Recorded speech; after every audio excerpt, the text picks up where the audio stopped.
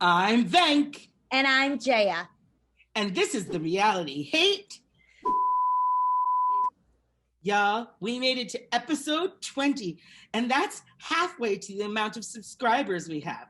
Please don't let us surpass that. And in the spirit of that problem that we soon are about to face, maybe without your help, we will face it, I would kindly ask you to smash that subscribe button and also hit the like button. It's down there. They're both down there. So be kind and do that kindness for us. Like us, we're so amazing. But there's something a bit different about this episode, Jaya. Somebody else is down there. We have a visitor. Yes, we do. We have a very special guest today, Jamie Silverhearts. She's one of our star tagline givers. She gives amazing taglines. She is the author of Presidential Pup. She is also the author of Real Housewives fan fiction. Jamie, would you like to tell us about that? Corey Podell and myself wrote some Real Housewives fan fiction, all short stories from different women from different casts, usually sometimes from their point of view, sometimes not. You guys should check it out because it's pretty awesome. There's some ghost sex. There's some fancy stuff in there. Ghost sex with Dorinda and Richard. Dorinda's not here anymore, but she's still a part of the team. She's on her heart. Fave. Yeah. I made it nice. So we have a lot to talk about, Jaya. I mean, we're going to talk about the Real Housewives of Beverly Hills, the first 3 episodes, correct? Yes. And then we're going to go into the Real Housewives of New York. What is amazing and interesting and shocking and not so shocking. I knew this was going to come, but this really is an interesting time for Bravo and an interesting time to talk about race. They've done it in both shows. Yes. Because there have been some changes in diversity and they're finally addressing it. And it's pretty interesting. So I'm ready to rock and roll. Jamie, are you ready to rock and roll, Jaya? You? I'm ready. Let's do this recap. Recap. I'm going to start with Beverly Hills. Yep. Because we haven't touched on it.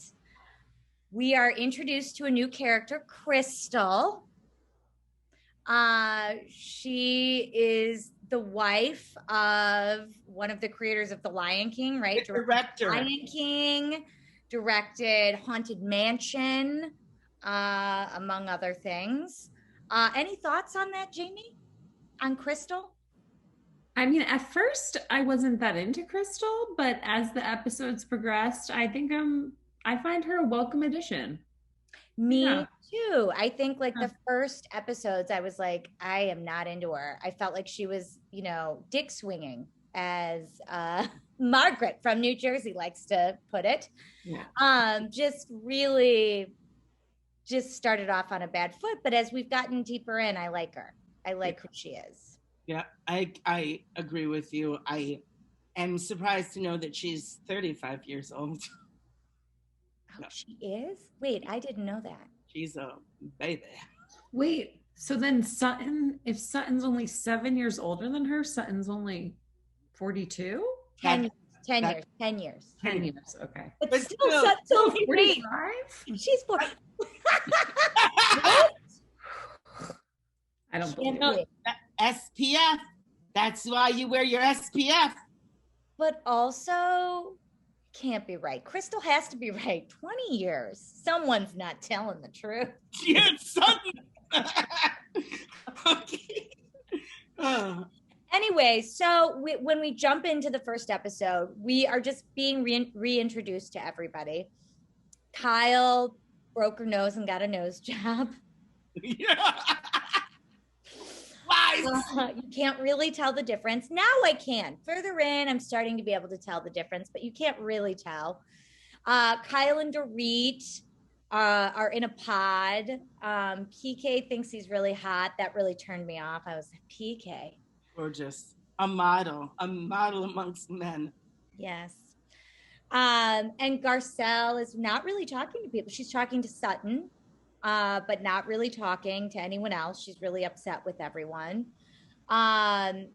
Denise isn't talking to anyone. She's talking to Garcelle. I don't blame her. And then they all finally kind of get together, right? It's like one of the first get-togethers at Kyle's house. They come visit her in bed. And I have to say, I noticed one thing. What? So they're all like gathered around Kyle, you know, kind of nursing her and talking to her and planning their trip and, you know, what have you. And Kyle's husband comes in the room and Lisa Rinna pulls her shirt down.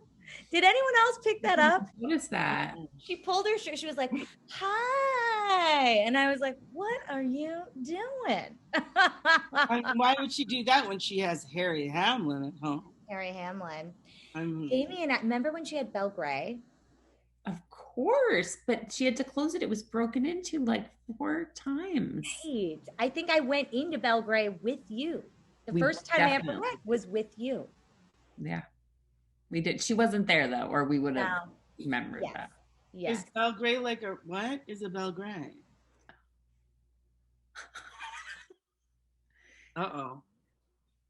Belle Gray, Yeah. named after Delilah Bell and Amelia Gray, was a women's clothing boutique that Harry and Lisa had in like the early to mid 2000s in Sherman Oaks on Ventura. I live in Sherman Oaks, right by Ventura. I did not know this. I love her from the Melrose Place, obviously. I was a huge Melrose Place fan, but I did not. And I feel that like the fashion gods cried on me today.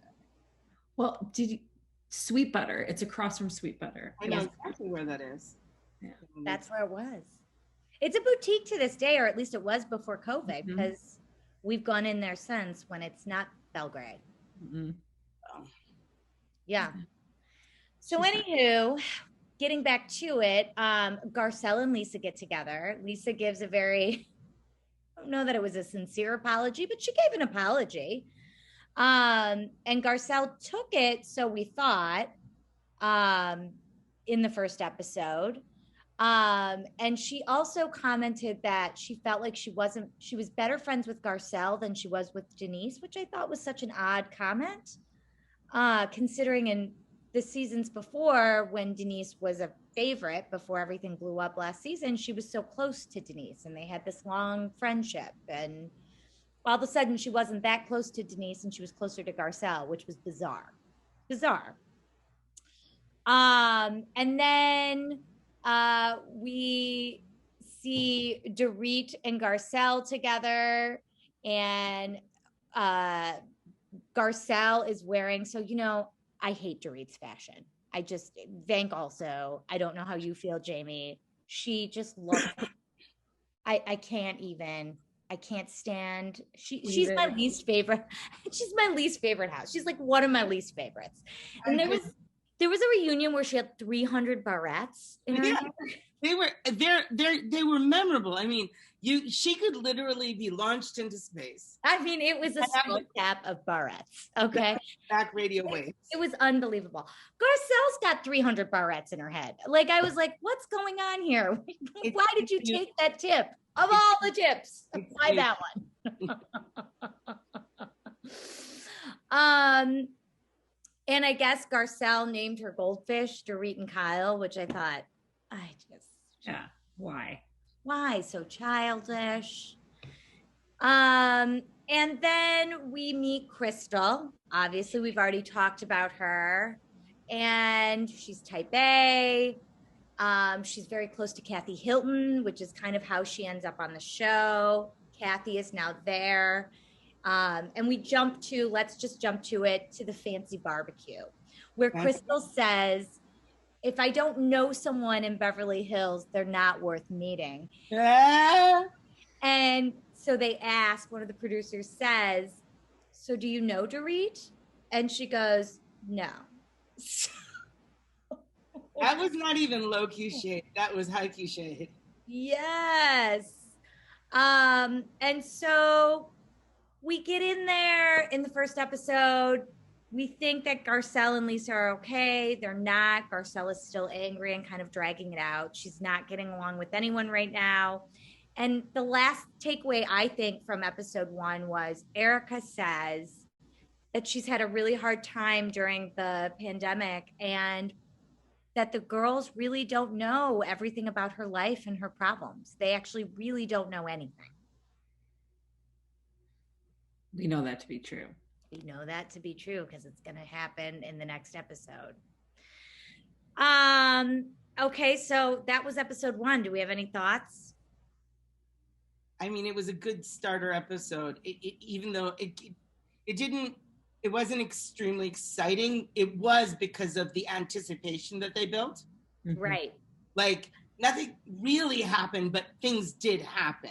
You can see there's the train coming. Whereas I have not had that feeling from any of the previous shows we covered from in episode 1. No. That's me. How about you, Jamie? I felt the same. I felt tension. I mean, it was clear that Garcelle was like not happy and she was not having it, and this was going to have to be talked about. And I feel like just her little comment that you said, like she came to play, like she's not kidding around. No. So I like that. And I actually thought that Kathy was immediately so cute with like calling her, what was it? Doogie. It was like, It was so sweet. I feel like we've watched for so many years Kyle be so isolated from her sisters, and it makes me happy to see like some sisterly love, whatever version it might be. I agree with you because even with Kyle and Kim, there was always such tension, and Kim had so many boundaries and so many issues. It was so stressful. This isn't a stressful relationship. Not so far. Right. It's very loving and easy. They've been interviewed recently. Other people have been interviewed about them. I don't remember, I don't recall the housewife that has. And she said that she thought that their relationship strengthened due to the show. Or maybe it was one of them, but I don't think so. But I did hear that, that this season strengthened their relationship. That's a good thing because it did a number on her and Kim. It sure did. Yeah, no, it sure did. Nobody should be doing siblings on I like, look at the Manzos. Look, every example. Come on. Manzos are the worst. Although they reconciled recently. I mean, but the two sisters reconciled. Even after recently, Carolyn and what was the one sister close to Teresa? Dina. They're close again. They made Even up after the Hitman fiasco. Yeah, after the Hitman fiasco. Like 2 days ago, I saw that they had like possibly reconciled. I mean, sometimes trauma has to force people back together, and this is traumatic for that whole situation. So, crazier things have happened. I mean, Aviva Drescher took her foot off. Crazier things have happened. When we went back to the barn to relive that with her, it was an epic time in Housewives history. Yes. That is the coolest, though. Like, the way you exit a show, you will be remembered forever. And the thing I'll give Aviva, Hall of Fame exit of a show. I mean, down to Melrose Place being exploded in the 90s, What a season finale. Okay, so moving on to 2, I think we should just jump to the important points because, there's stuff that happens, but there's things that just don't matter. And one of the big things that happens is Kyle and Garcelle meet. And we start with some of the tough discussions, right? Kyle and Garcelle meet. Kyle apologizes for making the comments that she did about not paying her bill at the Children's Hospital event. And the reason behind it was that they were sending the bill to an address that Garcelle no longer lived at. And Garcelle says to Kyle, would you say this to anybody else on the show? Would you say this to Sutton? Would you say this to whoever? you're saying this to me and I'm Black. And she was like, what? No, that's not why. And Garcelle explains how she's feeling and how it made her feel and why it was something she probably shouldn't have said, right? Yeah. I'm going to ask you guys, but I'll start off with the way I feel. I feel that Kyle actually listened, took in the information, and understood. And that is, to me, I thought that was great. Jamie, Jaya, what are your thoughts? Jamie? 100% what you said. I feel like Kyle was the only housewife I've seen on the show in some sort of discussion of that nature, take it and be like, oh my gosh, like, I totally see what you mean, and that's horrible, and I feel bad. I mean, she shouldn't have said that. Not on national television, right? No, you don't call somebody. That is obviously a mistake.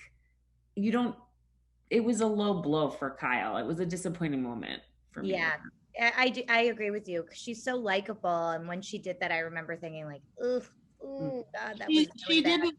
You know what it is that was a low blow, and she also didn't understand all the racial ramifications and the layers of how bad it really was, because it wasn't just a social dig. There was also a race dig, and she was unaware because of the privilege she has. Right, yeah. Exactly. But I thought that she listened, took it in, and apologized, and felt horrible about it. And that's why that makes you a better person. The fact that Kyle did, I mean, I'm going to be like, if you learn, you grow. So, let's. Unlike our beloved New York, we'll get there. Okay. So then everyone goes to Tahoe. I mean, at this point, that's the important thing, right? We're going to Tahoe. Lisa Rinna shows up. Garcelle's already there. She can't even. Garcelle's like, get me out of here. I can't stand Lisa Rinna. And then they get to Tahoe. They're in a beautiful house. And those two assholes, Sutton and Dorit, can't carry their own bags up the stairs. My God, I can't. I can't with those two. So they get there. They settle in. Kyle reveals, that's where Kyle sort of reveals that she's so happy Kathy's back in her life. And they've had so many tensions with Kyle's show and what have you. And then Sutton brings out a gift for everyone. She brings everyone a flask, which I thought was hilarious. And this is when I still wasn't liking Crystal. She, everybody else is laughing about it. Kathy Hilton says she's going to put mouthwash in it. Crystal, is above it. Can't be, but why would someone give me this flask? Oh, I can't, So she just wasn't there yet, now that I know yourself any favors. I think it's because I know she's now a little bit younger than I thought she was. Do you think there might be a little compensating, ladies? I think so. I think she's coming in, trying to be a ball buster. It's working now, but it wasn't in the beginning. Haughty. Yeah. And so we get to Garcelle and Rinna finally have a talk. And Garcelle's like, I think you're a shitty friend. I don't trust you. And Rinna's like, what? I thought we were okay. No. What? And she's like, how can I trust you? And she's like, you can't. That was the best part. She's like, you might not be able to. You know what? Just lie for a minute, Rinna. She's like, no, you can't. Can't trust me. I'm a big liar. And somebody knows who they are. Listen. And so then we jump into the conversation right before we jump into episode 3, where Sutton is saying to Crystal and Kyle, they've been out, they've had drinks, that Sutton is colorblind, right? She's colorblind, and she's now comparing herself to minorities and saying that she's experienced reverse racism. She is from the South, and people automatically, because she's blonde and she's from the South, people automatically assume she's a racist. How hard of a life that must have been. I mean, is reverse racism like a reverse Uno card? Like, how does that work? I don't know. It's not real. There's no such a thing. Yeah. Jamie, what do you think about that though? What did you think about the whole interaction?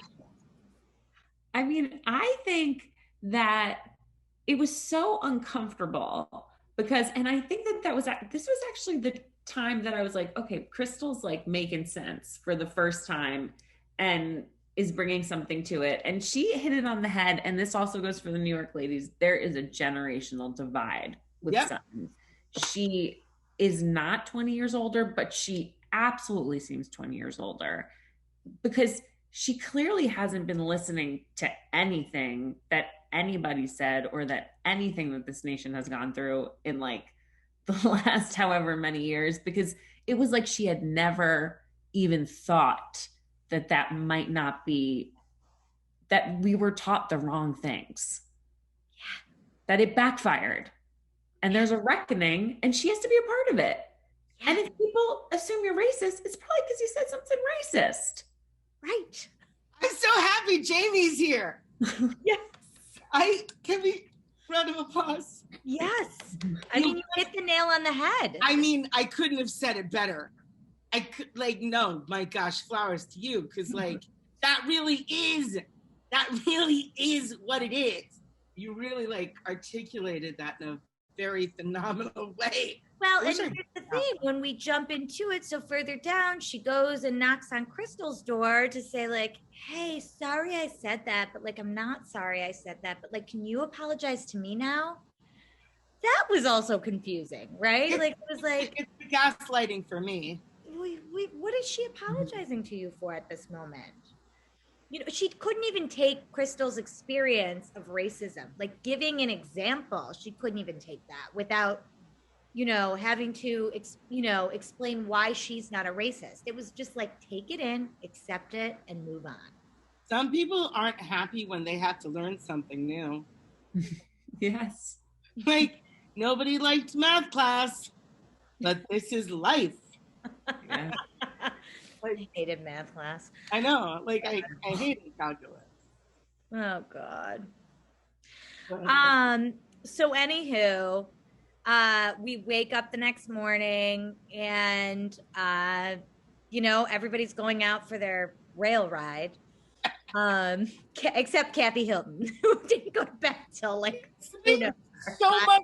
Kathy Hilton is like Kathy Hilton nocturnal. Drinking a Red Bull and reading magazines. Kathy Hilton's sleeping or drinking Red Bulls. I like Kathy. She's like everybody's rich mom. Can I tell you a fun Kathy Hilton story? Yes. So I moved here in 2008. So in 2009, I'm in LA. A friend was visiting from Chicago for work, and it was the night of the MTV Music Awards, and I was at with my buddy across the street from the hotel Chateau Marmont. Oh, Chateau Marmont. Yeah, and they were having an after party for the MTV Music Awards. So we go over there, and I'm like, look, we're just gonna walk in. We're just gonna walk in and walk into the party. And then in the lobby of the Chateau Marmont, we see Russell Brand. So I go up to Russell Brand and I'm like, I think you're hilarious. And then my buddy's, I'm like, we're going to follow Russell Brand in to the party. We get about 3 feet in and then the bouncers take us both out. But on our way out, as we're being escorted, I mean, my buddy booked it out, but as I'm being escorted out of the Chateau Marmont, Kathy and Rick Hilton come in and I go, you guys are fabulous. And they go, so are you. And I was like, yeah, and I didn't go to that party. Can you get me into that party? I know, right? Oh, a young 29-year-old. I love that story. A good moment.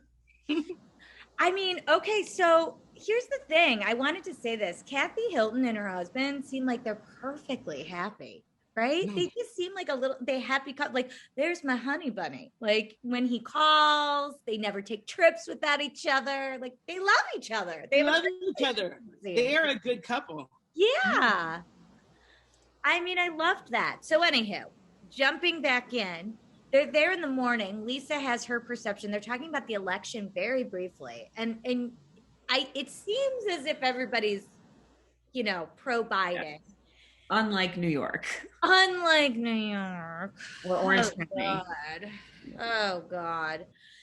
But Lisa Rinna does make the comment about Donald Trump and how she liked him and she never had that experience with him. And she's so surprised that he is, the way he is now is very different than he was on The Apprentice. It's like, okay, you could have not even said that. You could have just kept that to yourself. We know you were on The Apprentice and you did adult diapers and you sold stuff on HSN. And she has a new lipstick line. I'll probably buy one. So then they go on this. They go on their rail ride. It seems fine. Seems fun. They come back and they're all sitting around. And Garcelle brings up Paris to Kathy, who's sitting there. I don't know if you saw that when she said that she used to be very annoyed by Paris. And when Paris came on her show, she was very different. Her voice was very different. But when she would see her years before, I mean, truth be told, I think we all were rolling our eyes at Paris Hilton. We were. I mean, there's that famous. She's a genius. I mean, whatever There's that famous story of her at Saturday Night Live and Tina Fey. Tina Fey called her on Howard Stern the C word. She said she was terrible. And then Maya Rudolph and the rest of the cast talked about how they tried to get her to see if she would say, engage in a conversation with them. And the only thing that they said she asked was is Maya Rudolph white or something? That's the question. She asked somebody that she was just all she wanted to do was talk poorly about other people. She wanted to do sketches about people that she knew, that she hated. That's why these TikTok kids are so we love Paris Hilton. You don't know 2000s Paris Hilton. You don't know what a bully she was.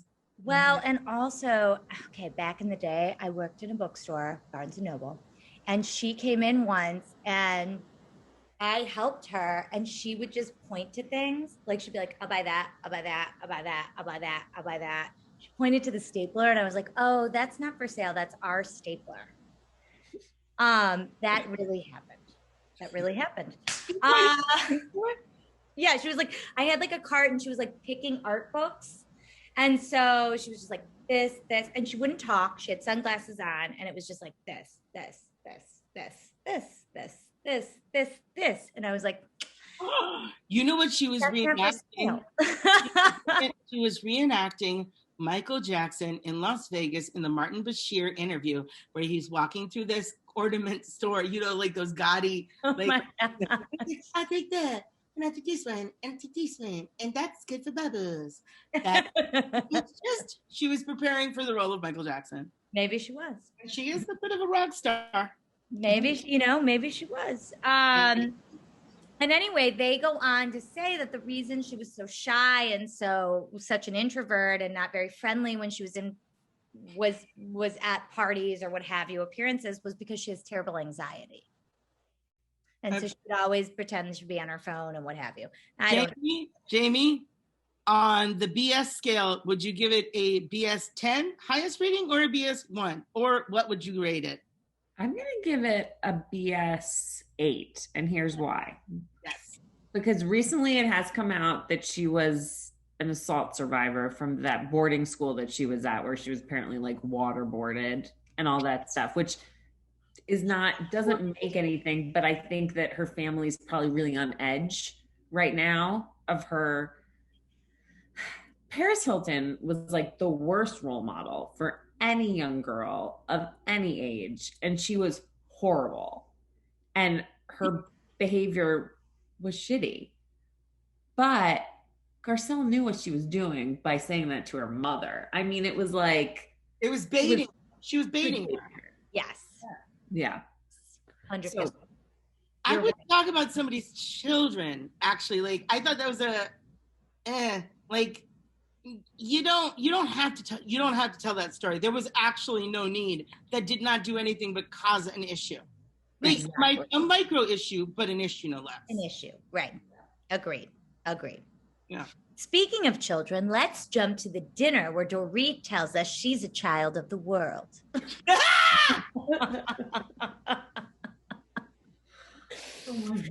The big dinner, right? This is what we've been waiting for. We get to this dinner. They're all there. Kathy Hilton's pretending to down martinis, but she's not, which killed me because there was a moment where I thought she really was. And I was like, this woman kills me. Like, bottoms up, everybody. Bottoms up.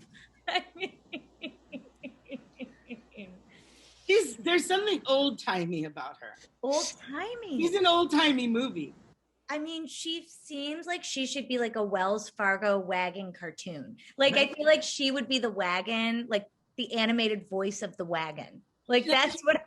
In a 1950s film, she walks in and she goes, "Hey, fellas, bottoms up. Bottoms up, baby." Hey. Yeah.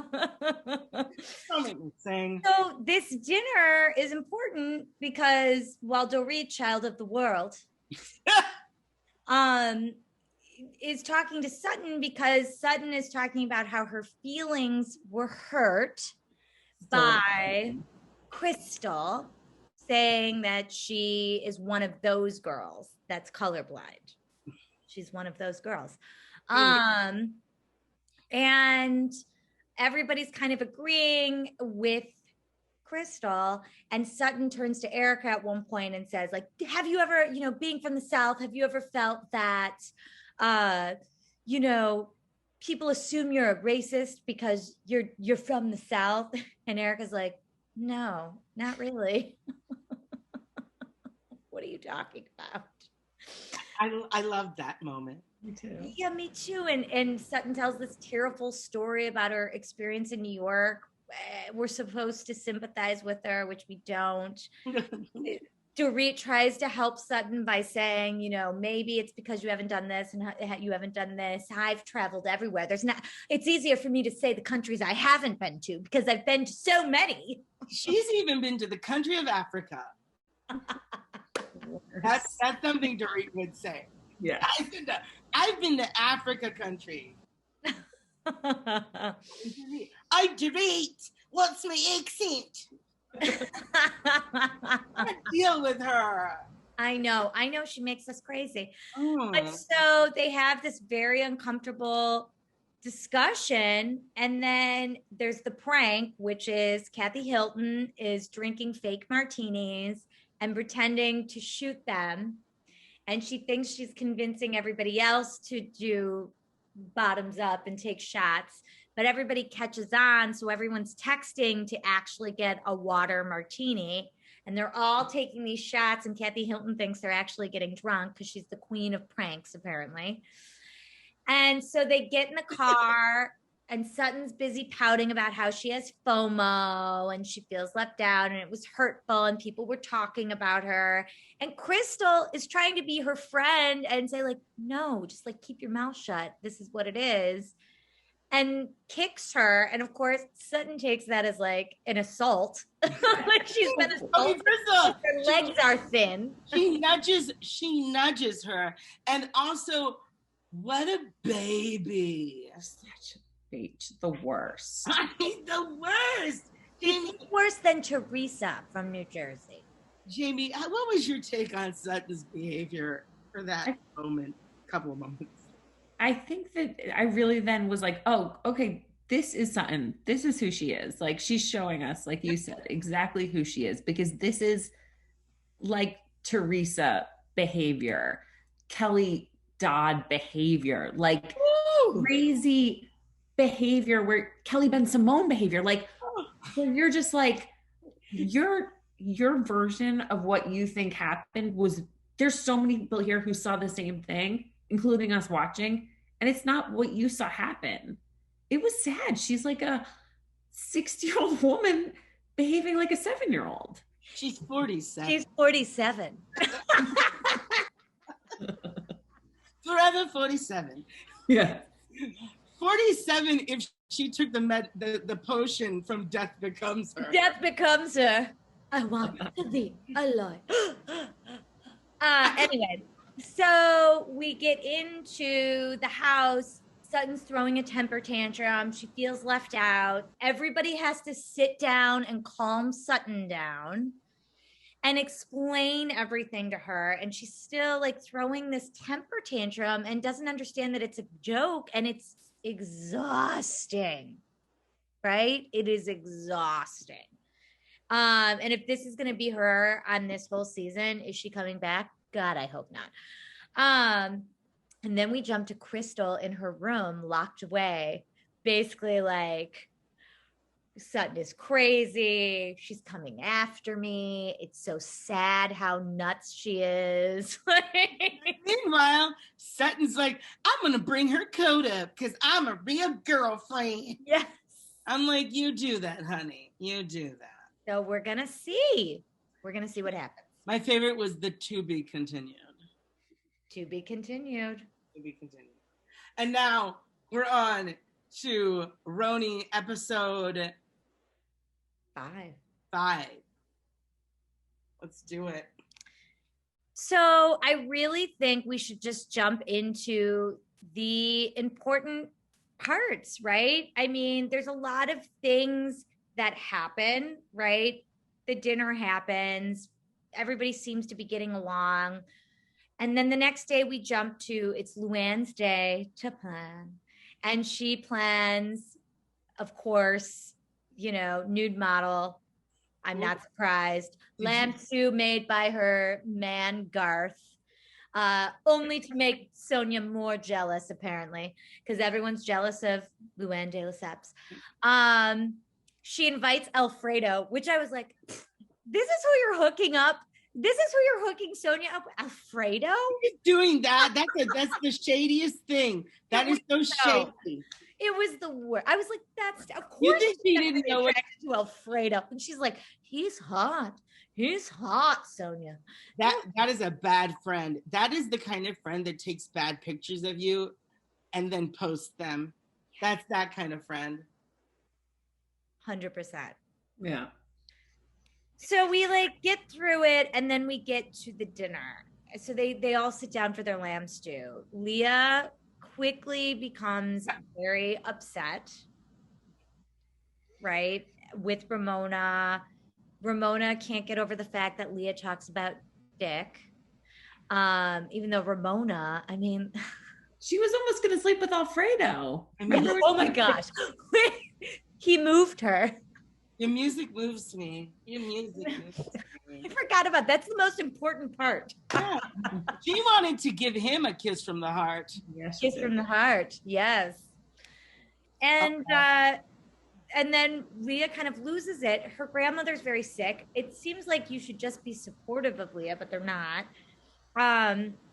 And then Ramona brings up how her daughter Avery was so embarrassed by Leah, by her talk. It was so inappropriate. And Leah loses it and basically calls her daughter, I'll see you next Tuesday, and says she's been probably giving blowjobs since she was 14. That's it. And I'm going to say that's not polite. That's not a very nice thing to say. It wasn't. Leah, but I'm giving Leah a break. I mean, she's through it right now, Can I ask you both? We like Leah, don't we? I like Leah. Okay, so I like Leah too. I got a question. Do you think in the future that do you think we might change our opinions about Leah? You know how people come into the Real Housewives and we love them, and then all of a sudden we're like, oh, but wait a minute. What do you guys think? I don't want that to be true, but there's a part of me that sometimes I'm like, she's gonna do something that's a little too below the belt, and it won't be funny anymore. Could she be what Dorinda used to be? Yeah. That's actually a good way. Yeah. It's the bones are there. She has all the great things, but she's also crawling. She's an instigator just naturally, which we love, but it might not age well. Yeah. Yeah. It's I'm finding her as we're getting further in, it's a little, it's distasteful. You're just like, oh, don't do this. You're turning on us. And we like Leah. We want to continue to like Leah. She has to learn how to play this game of reality. She has to find her big. But the problem with the Housewives, if you play that role as Nene has, you will eventually hit your breaking point. This is the most successful role in a Housewives franchise, that position of the instigator.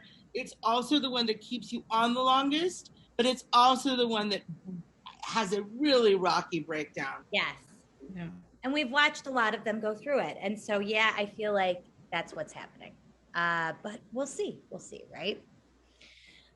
So then we, Leah leaves and we get into the discussion about Leah's comments and whether they were appropriate or inappropriate. And Luann says that she understands Ramona, that they were raised Catholic and more conservative. And so you don't talk about those things, even though Luann is like the sluttiest person ever, you guys. I remember the whole pirate. Yes. The Johnny Depp wannabe. He was like the Walmart Johnny Depp. She doesn't even know what she's saying, though, because then at one point she says that it's not about having class. It's about when you talk about these things and not talking about penises and sex and blah, blah, blah, blah, blah. It's about education. It's not about class. It's about education. So then Ebony steps in. This is where it becomes really important and says, well, quite frankly, I'm the most educated person at this table. I am, whatever. And I talk about it and I don't think there's anything wrong with it. So why is that the reason? And then Luann, first of all, becomes offended. She flies off. God forbid you not say she's the smartest, most beautiful, the finest singer that's ever crossed the land. I mean, she really suffers from. She's delusional. She's narcissistic person. She is so narcissistic. It's unbelievable. Delusions of grandeur. Oh my goodness gracious. And so then it goes from that to I'm getting derailed here. You guys are going to have to help. No. Then she gets into that, and it kind of quickly becomes a conversation about race. It becomes a conversation about race, and again, like the parallel from Beverly Hills, this time Luann cannot take the conversation and gets offended, so offended that Ebony at some point is like, well, then I can leave your house. And she's like, well, then maybe you should go. Yes. And you're so angry and you're yelling. Stop yelling. Ramona is like squawking, and that's okay. I mean, it was crazy. And then the only voice of reason is our Gulliver from, Sonia. you know what? She'll come in like, at Scary Island, it was Sonia that actually was like, guys, Kelly Benson was having a break, and you guys are like, sometimes when you really need a severe, somehow magically she clicks into humanity. I mean, seriously, I love her. Even when Leah sat down and was having a hard time, she sat across from Leah and she was like, are you okay? I'm giving you distance. I feel like that's what you need. And then when Leah, she's like, give her a break. She's upset, this, that, and the other. And then Ebony, and she's the only one, and no one's listening to her because Ramona's, tiara with her terrible hair has now sunk into her brain and she can't think straight. But like, everybody's attacking Ebony. I mean, it was horrible. And Luann was awful, inappropriate, racist. There's nothing else to say about it. She should be so ashamed. Yeah. Jamie, how do you feel? Because Jamie, tell us. I spoke to Jaya, she had a very visceral reaction. Do you have that same, what was your feeling from your takeaway? I had the same exact reaction. I mean, it's almost expected from Ramona. She's Right. a horrible person. Like all the things that Leah said, like she lied about giving platelets. She's just horrible, you know. She keeps saying, "Oh, give Leah whatever," but I don't like it when you do that. Like she knows she's poking a bear because she's poking someone who's like going through it and has been like, "Stay away from me." And then Luann was just like, it was gross. Like her taking the education thing. And then the second that Ebony said, you know, "You're calling me an angry Black woman," she was like, "Oh no, you don't do that." And it got her so much more angry. Yes. And she's just a hypocrite. She's just a terrible hypocrite. I felt so bad with her daughter there. And like, she's a terrible mother. She's a terrible mother. She is a terrible mother. It was peak level white fragility at its finest. And the privilege, both the privilege and the fragility were seeping out of Luann, and it was like undeniable. Well, and when Ebony said, "This is white fragility here and I can't handle it," then they were like, "How dare you say that?" You know, it was the definition of fragile. Yeah, they just fell further in. And then Luann, this is the point I wanted to make. You know, she'll say whatever she needs to say in the moment to make her point. Mm-hmm. So she says it's education. Then she says it's not education. It's class. I mean, when Ebony was like, "Roll the tape," you said it was education. Yeah. Like, there it is. Like, she's the worst. They should have kept her a friend. I don't know why they brought her back on. And wow. Yeah. Ebony said the thing about like, no, it's just a fact. Like, it's a fact that I have more education than you. And she couldn't even hear it. She's beyond facts. Right. That a Black woman, and sometimes I'm going to be like, that a Black woman has more education than her. Is that what also additionally triggered her? Because if you just think about it, she went to law school. Luann did not go to law school. Luann did not go to college. Luann is an LPN. She's not even an RN. It's the truth. And I'm not saying it's bad. Not bad. It's just somebody spent more years in school. That means you're more educated. That doesn't mean you're smarter. No. Yes, we're talking about education, buildings you went to for higher learning. Yeah. That's all Ebony was saying. And Luann, because Luann would like you to believe she's a genius in Mensa, couldn't take it, right? Because in Luann's eyes, she is the greatest thing that's hit this face of the earth. So. And that is like basically how it ends. Ebony storms off, and that is another. And Luann demands an apology, it looks like, next week. So we are really going there. I'm looking forward. Is there a particular thing you're looking forward to, Jamie? Yeah, I'm looking forward to that. Really, that's like the biggest thing. And I'm looking forward to seeing her, Ebony, catching up Leah and all that she missed. Because it looks like she goes back to the city and then back to the Hamptons. And I'm wondering how Ebony got back there, right? Like, because it looks like she left. She's in Leah's apartment. Yeah. Well, she leaves and comes back. So I want to see why.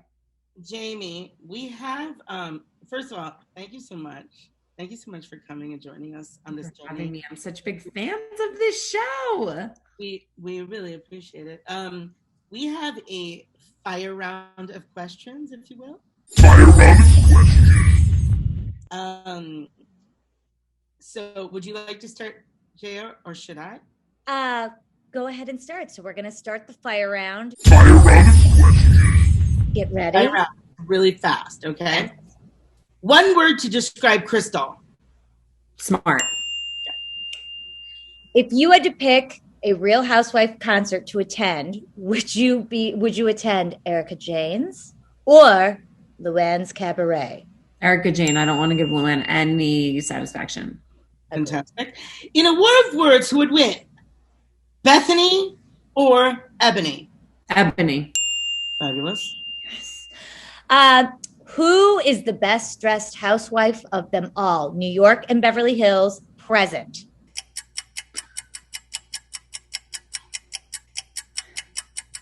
I don't mind what Luann wears. fair about just what she wears. You're fine. Which sister do you like better, Kathy or Kim? Kathy. 100%, right? Kathy. Yeah. And? Okay, it's a bonus question. Would you touch the Morgan papers in front of Sonia? No. You wouldn't? I would never. You know what? You won. Everybody, she got all the answers correct on this game we made up for the show. I feel like I failed with the wardrobe comment, but I'll think of somebody. Fabulous. No. Okay. She's never offensive, and she wears cute things. She liked Carol Radsville's style. She was always trying to steal from Carol Radsville. And she kind of stole it. Now I think it's also time for our special guest's tagline. Taglines. Tagline. Some say I'm authentic, but I'm just being real. I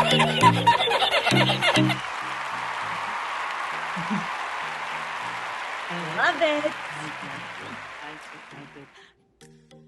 You know, Jamie has given us taglines, and so has a lot of our friends and family. So you too could give us some taglines if you just emailed us at the email down below. That's realityhatef@gmail.com, REALITYHATEF@gmail.com. And then please follow us on TikTok at realityhatef. Follow us on Instagram at realityhatef. Just follow us. We're on YouTube. I mean, also, again, another week of me being single. Like I said before, I'll take you to any fast food restaurant, or even, you know what, we didn't even talk about this. I'll take you to Cheesecake Factory. I didn't even put that on the list of places. Cheesecake Factory. Think about it. You, me, a menu with pictures of the food on it, looking at the food, staring into each other's eyes. Let's give a round of applause to JV Silverhearts. Yes. Thank you. This is the best Housewives reality show content out there, and you're both so funny, and every time a new episode pops up, it just like makes my day. So thank you so much. Yay! I mean, you know, we think of ourselves as amazing, fabulous, authentic, genius, hilarious, extremely attractive, but also very humble. So thank you for that compliment, because it really humbles us so much. Yeah. Thank you guys. Yeah, you have to come back. Will you come back, Jamie? Anytime. Awesome. Well, my husband is also a huge Real Housewife. Wait, can your husband come on? He is a huge Real Housewife fan. He can come on, and he wanted me to show you that he stood in line for several hours to get me a picture with Erica Jane, and he actually also got one with Tom. I can't find it, but that's probably. Also, Jamie, can you tell everyone what you gave him for his birthday? Dolores's Frank. Oh yeah, Frank Catania did a cameo for my husband because Adam is Frank's biggest fan.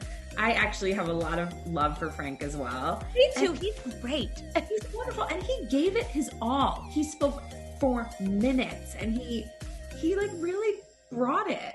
And also, I just want to show you guys. I'm sure you edit this out, but I didn't steal it. But I want to give this to you because you need to read this. It's from a library, but I like ordered it online. And in it explains everything about Avery, because there's a letter to her father that I guess she wrote after the divorce that then Ramona published in the book. Oh my God. She was like a teenager when she wrote this. And this is just like my favorite line because I just think it says everything. You say you hate our lifestyle, but you know you love going on vacations and being at our house in Southampton. You're just lost and confused. Aww. That's Avery? Yeah, that's Avery. Right. Her mother did this. You better bet she was at 14. I hate to say what Leah said, but I'm sure. I just feel like Ramona, how horrible. Wow. Horrible. You just I read gotta that- read Life on the Ramona Coaster. I can't believe you've read that. I'm bringing it to you the next time I see you. And then Oh my gosh. Wow. Life on the Ramona Coaster. Yeah. I mean, you're terrible. But that's the whole book. She is the worst. I mean, really, she is the worst. I feel like she's the most, she's probably one of my most hated housewives. Yeah. No moral compass whatsoever. None. Unbelievable. Ew. Thank you guys. Please, through your computer, give a round of applause for Jamie Silverheart. And Real Housewives historian. historian. And as usual, I'm Venk. And I'm Jaya. Bye. And that's Jamie. And that's Like and subscribe. Okay. Start. Blackwater. We like it. So good. Quenches that thirst. So good.